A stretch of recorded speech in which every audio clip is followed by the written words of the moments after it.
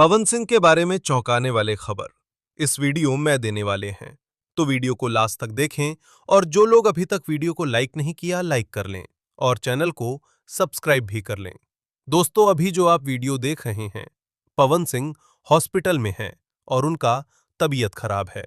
मैं आपको बता दें कि 1.5-2 महीने से पवन सिंह का तबीयत खराब रह रहा था। तो पवन सिंह सिक्योरिटी के साथ, जी हां दोस्तों, 1.5-2 महीने से पवन सिंह का तबीयत ठीक नहीं रह रहा था। लेकिन मैं आपको एक बड़ी खुशखबरी दे दी कि पवन सिंह पूरे तरह से टिक हो चुके हैं।